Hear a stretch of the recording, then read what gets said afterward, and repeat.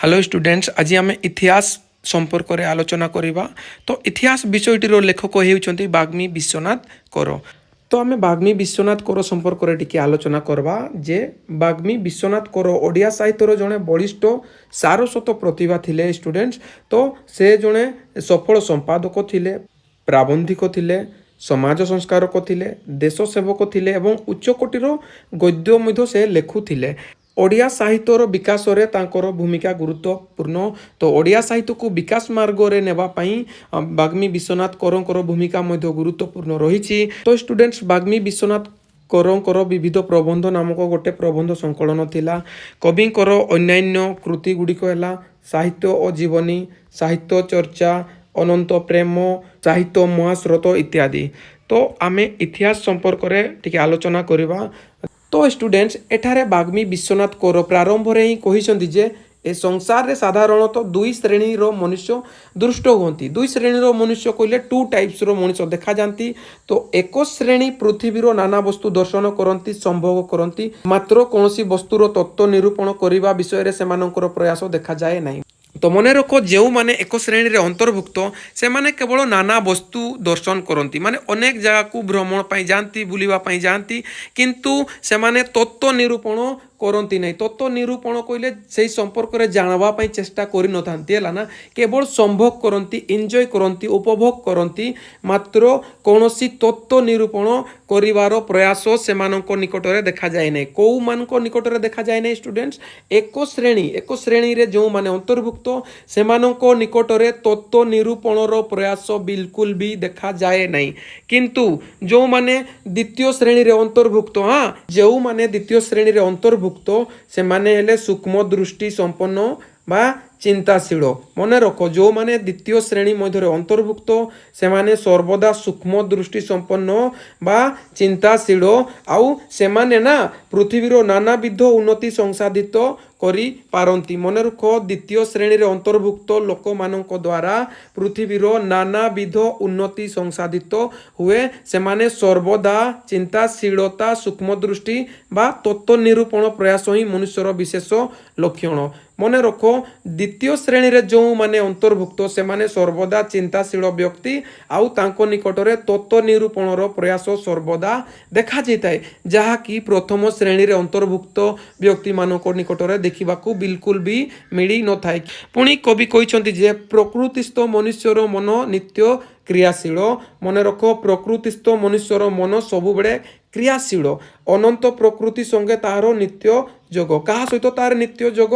अनंत प्रकृति सहित तार नित्य जोग। सबु बेले से जॉइन होकी रही थाए कार सहित? अनंत प्रकृति सहित। पुणी इतिहास विषय रे कवि वर्णना करिसंती जे पाद मूलरू जेते निम्न देश को अवतरण कर देखिबो नर कंकाल को पाइबो। कवि कहिसंती जे पाद माने गोटे मनुष्य तार पाद रु तळ को जदी अवतरण करूची ताले से तार तोड़े कौन देखुची ना नर कंकाल को देखिबाकू पाउची। पुणी एही इतिहास रे कवि फरासी राष्ट्र विप्लव विषय रे वर्णना करिसंती आउ कहिसंती जे फरासी राष्ट्र विप्लव कथा जदि आमे स्मरण करूचे ताले आम्भ मानकर हृद कंपित होउची। कोन पई कहना जे फरासी राष्ट्र विप्लव रे लक्ष लक्ष लोक मृत्युवरण करिथिबा कथा कवि वर्णना करिसंती एही इतिहास प्रबंध रे।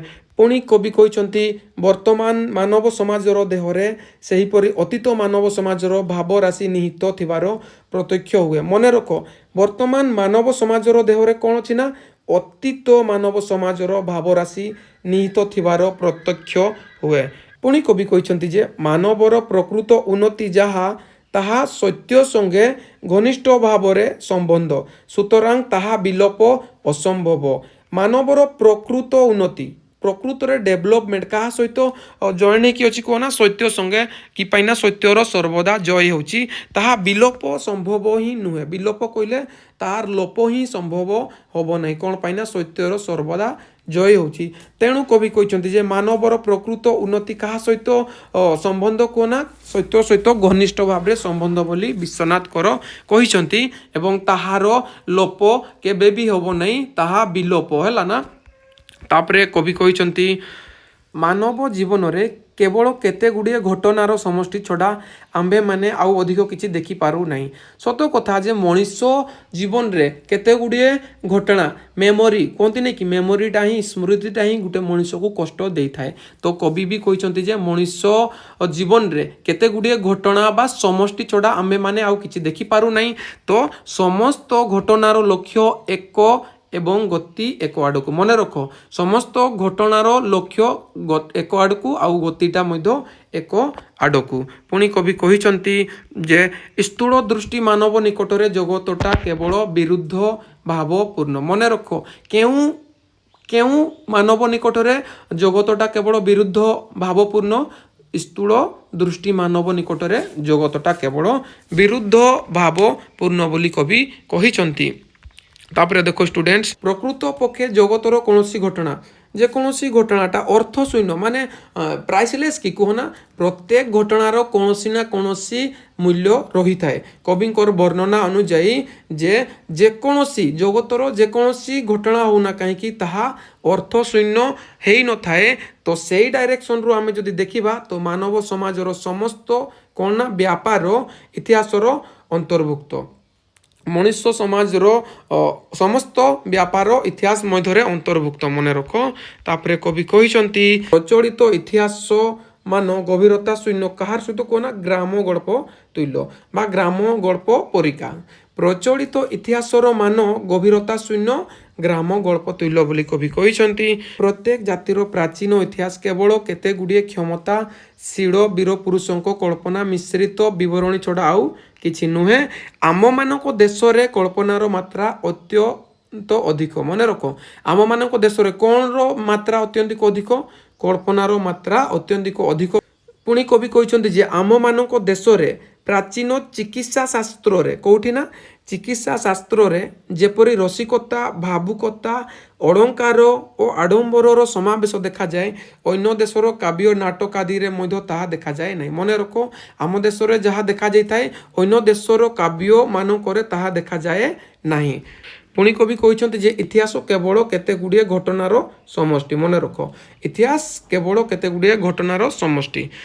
पुणी एठारे कवि कहिसंती जे मनुष्य मानक मध्यरे प्रकृतिगत सस्यादृश्य विद्यमान मन रख। हाँ सस्यादृश्य माने उत्तम मेल कहले भल भाव रे मिलीमिशिकी रहिबा कथा कहिसंती कवि। तो मनुष्य मानक मध्यरे प्रकृतिगत सस्यादृश्य विद्यमान माने उत्तम भाव रे मिलीमिशि रहिबा कथा कवि वर्णना करिसंती। पुणी एठी कवि कहिसंती जे आमे माने चिरकाल शुणी आसी अछु उपदेश अपेक्षा उपदेश कहले एडवाइज अपेक्षा दृष्टांत शिक्षा पक्षरे अधिकतर उपयोगी ए दृष्टांत शिक्षाटा अधिक उपयोगी बोली कवि कहिसंती। पुणी एठारे कवि कहिसंती जे अहंकारर मस्तकरे अहंकारर मस्तकरे पतन कथाटी सर्वत्र उज्ज्वलाक्षर लिखित होइछि। हाँ उज्ज्वल भाव लिखित होइछि कौन ना अहंकारर मस्तकरे पतन। हाँ पतन कहले निपाति जीवा सेही कथाटी उज्ज्वल अक्षर लिखित हेतिबा कथा कवि विश्वनाथ कर कहिसंती। पुणी अपरिणामदर्शी मानव अनेक समय पृथ्वी रे विपरीत भाव दर्शन करी अविश्वासी हुए। विपरीत भाव कहले अपोजिट डायरेक्शन रे भाभी कि हाँ अविश्वासी हुए किए अपरिणामदर्शी मनुष्य। तो इतिहास पाठ द्वारा सकल अविश्वास तिरोहित हुए दृष्टि उज्जवल हुए। तो जदि तुम्हें माने इतिहास पाठ करूच इतिहास पढ़ुच ताले अविश्वास तिरोहित हुए जो अविश्वास रे अच्छो तुम्हें सेटा लोप पाई जाए आ दृष्टिटा कौन ना उज्जवल हुए मन रख। हाँ पुणी कवि कहिसंती इतिहास को कहिसंती द्वितीय शिक्षक बोली कहिसंती इतिहास को द्वितीय शिक्षक बोली कहिसंती। पुणी एठारे कवि कहिसंती जे प्रयोजनीय वस्तु लाभ करिवा पई काहाकु ना महापुरुष माननकु केते जे कष्ट आउ यातना भोग करिवाकु होइछि ताहा कल्पना कले हृदय स्तंभित न हेबो बोली कवि प्रश्न चिन्ह करिसंती। तापर देखो अतीतर संतान भविष्यतर पिता रूपे दंडायमान। हाँ भविष्यतर पिता रूपे किए दंडायमान अतीतर संतान को भविष्यतर पिता रूपे दंडायमान बोली कवि कहिसंती। तापरे विधातांको कार्य कदापि असंपन्न रहिबो नाही। हाँ तो विधाता जो कार्य करती ताहा संपूर्ण रूपे संपन्न हो जाए असंपन्न होई रहिबो नाही बोली कवि कहिसंती। पुणी ईश्वर आम मानक देश को हाँ କାହାର ହସ୍ତରୁ ରକ୍ଷା କରନ୍ତୁ ବା ଉଦ୍ଧାର କରନ୍ତୁ ବୋଲି କହିଛନ୍ତି ନା ବିକୃତ ଅନୁରାଗର ହସ୍ତରୁ ଉଦ୍ଧାର କରନ୍ତୁ ବୋଲି କବି କହିଛନ୍ତି। ମନେ ରଖିବ ଈଶ୍ୱର ଆମମାନଙ୍କ ଦେଶକୁ ବିକୃତ ଅନୁରାଗର ହସ୍ତରୁ ଉଦ୍ଧାର କରନ୍ତୁ ବୋଲି ବିଶ୍ୱନାଥ କର କହିଛନ୍ତି।